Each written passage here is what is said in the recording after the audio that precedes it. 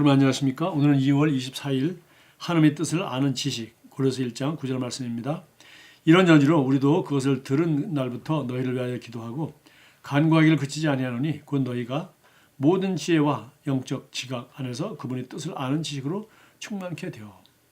위 본문 구절에서 지식으로 번역된 헬라어는 에피그노시스인데 이는 특별한 종류의 지식을 말합니다. 사실 에피그노시스는 계시에 의해서만 올 수 있는 정밀하고 정확한 절대적인 지식을 의미합니다.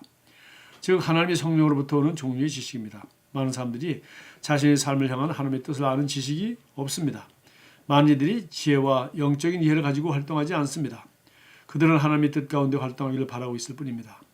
그들은 하는 일이 잘 되기를 바라지만 성령께서는 당신의 모든 지혜와 영적인 이해 가운데 하나님의 뜻을 아는 지식으로 충만해지기를 갈망하십니다. 이 지식은 당신을 돋보이게 하며 당신이 세상에서 경이로운 존재가 되게 만들 것입니다. 당신은 자연인처럼 생각하거나 추론하지 않을 것이기 때문입니다. 예수님을 생각해 보십시오. 날 때부터 귀먹고 벙어리인 사람을 그분께 데려왔습니다. 예수님께서 그 사람을 보았을 때 다른 사람들과는 달리 세상의 제한된 이해를 가지고 반응하지 않으셨습니다. 그분께서는 알다시피 그는 그렇게 태어났단다. 누구도 그를 위해 해줄 수 있는 게 없구나 라고 말씀하지 않으셨습니다. 그분께서는 전혀 다른 이해를 지니고 계셨습니다. 그분께서는 영적인 통찰력이 있었습니다. 그분은 문제를 일으키는 원인과 그것을 어떻게 고칠 수 있는지 아셨습니다.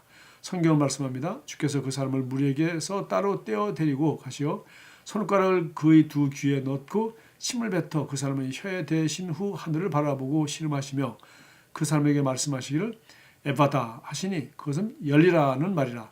그러자 즉시 그의 귀가 열리며 혀를 묶은 것이 풀리니 그가 분명하게 말하더라. 당신은 병원이나 연구소나 과학에서는 그런 지식을 같이 찾을 수가 없을 것입니다. 이것은 영적인 이해가 표출된 것입니다. 예수님께서는 삶, 곧 인간의 삶이 영적임을 아셨습니다. 이것이 바로 하나님께서 기대하시는 우리의 삶의 방식입니다. 당신의 모든 것과 모든 상황을 인지하고 생각하는 방식은 하나님의 안목과 해석으로부터 이루어져야 합니다. 즉 인간의 관점이 아니라 하나님의 관점에서 이루어져야 합니다. 하나님께서는 당신의 영적인 통찰력을 갖고 항상 무엇을 해야 할지 또 언제나 그분의 뜻을 알고 그것에 따라 기능하기를 원하십니다. 이런 일은 말씀에 대한 묵상과 성령님과의 교제를 통해서 이루어집니다. 자, 하나님을 아는 지식 고린도서 1장 9절 말씀을 했습니다. 너희가 모든 지식과 영적 지각 안에서 그분의 뜻을 아는 지식으로 충만하게 돼요. 우리가 하나님의 뜻을 알려면 어떻게 돼요? 모든 지혜가 있어야 되고 영적인 지각, 여기 영어에는 understanding이라고 되는 영적인 이해가 있어야 됩니다. 영적인 걸 원리를 잘 이해하지 못하고 또 말씀을 통하여 충분한 지혜가 없이 어떻게 하나님의 뜻을 알겠어요. 그래서 우리가 우리 부부간에도 상대방의 뜻을 아는 것, 우리는 충분한 지식과 지혜와 이해가 필요하죠. 자녀가 부모의 뜻을 아는 것도 충분한 지혜와 지식의 성장이 필요합니다. 똑같이 우리가 하나님이 이미 자녀가 하나님의 뜻을 아는 것도 하나님 말씀과 또 하나님의 성품과 하나님의 목적과 하나님이 기뻐하시는 것들을 알게 될 때 그분에 대한 지혜와 그분에 대한 영적인 세계에 대한 그 지식 또 지각 이해가 늘어날 때 우리는 드디어 그분의 뜻을 충분히 알 수가 있겠죠. 어떤 일반 회사나 조직에서도 마찬가지죠. 리더가 있으면 CEO가 있으면 그 리더의 뜻을 우리가 뭐 들어서 알기도 하지만 사실은 정말 많은 지혜와 노력이 필요한 것입니다.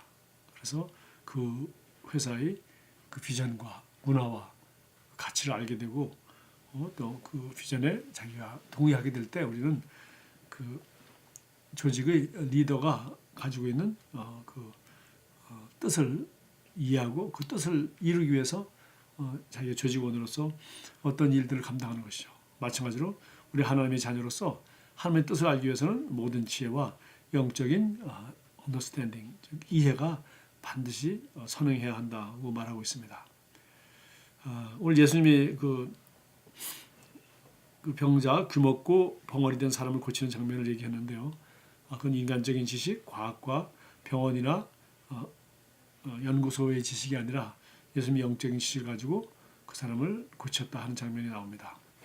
예수님이니까 그렇게 하셨어요. 그러나 이제는 예수님이 우리를 구원하셨기 때문에 영과 혼과 육에 정말 속량을 하시고 우리에게 너희가 귀신을 쫓아내고 병든 자에게 손 얹으면 나을 것이라고 우리에게 말씀하셨고 우리가 이제 바로 이런 인생의 어떤 문제나 현상들을 바로 인간의 관점이 아니라 예수님께서 사신 삶고 이제는 그리스도인의 관점에서 인간의 삶의 영적인 것을 알고 그 관점에서 우리가 보고 말하고 우리가 믿음을 행사한다면 그렇게 될 것입니다. 그래서 오늘 여기 보면 맨 마지막 한 네 줄 그렇게 돼 있죠. 인간의 관점이 아니라 하나님의 관점에서 이루어져야 합니다. 하나님께서는 당신의 영적인 통찰력을 갖고 항상 무엇을 해야 될지 알며 또한 언제나 그분의 뜻을 알고 그것에 따라 기능하기를 원하십니다. 이걸 우리 다른 말로 우리가 내 자신도 어떻게 인식합니까? 또 그 사람도 어떻게 인식합니까? 그리스도 안에 있는 자로서 우리가 인식하죠. 나는 그리스도 안에서 하나님의 자녀다. 예수 이름으로 내가 권세를 행사할 수 있다. 예수 이름으로 예수님께서 성경에 말하면 이런 것은 이렇게 말씀하셨다라고 우리가 주장하죠. 그래서 그리스도 안에 내가 누구인지 알고 또 그 사람도 그리스도 안에 있는 자로 구원받고 그리스도 안에 있는 자가 되게 하고 그 사람에게 당신은 그리스도 안에서 이미 치유를 받은 사람입니다. 그리스도 안에서 하늘에 속한 모든 신령한 복을 받은 사람이다라고 그리스도 안에서 자기가 어떤 존재인지 무엇을 할 수 있는지 또 우리가 이런 일을 할 때 주의 이름을 할 때 어떤 일이라는지를 우리가 잘 가르쳐주고 영혼을 따라 하나님의 말씀을 따라 영으로 기능하도록 우리가 가르쳐줄 수 있고 그렇게 할 수가 있죠. 이런 뜻과 하나님의 뜻을 알기 위한 이런 모든 지혜와 영적인 이해 이것은 어떻게 우리가 증가시킬 수 있겠습니까? 그럼 맨 마지막 줄에 말했습니다. 결국 항상 나오는 같은 결론입니다. 말씀에 대한 묵상과 성령과의 교제를 통해서만 우리는 하나님에 대한 지혜, 이 세상 살아가는 데 필요한 모든 지혜와 하나님의 말씀에 대한 지혜와 그리고 영적인 이해를 증가시킬 수가 있는 것입니다. 그래서 그 유명한 바울이 에베소 1장 17절 이하 기도에서도 우리 주 예수 그리스도 하나님이 영광의 아버지께서 지혜와 계시 영을 너에게 주사 하나님을 알게 되기를 원한다 라고 했고요. 또 고린도후서 3장 18절에도 우리가 정말 어떤 존재인지 말씀의 거울을 들여볼 때 알 수 있다.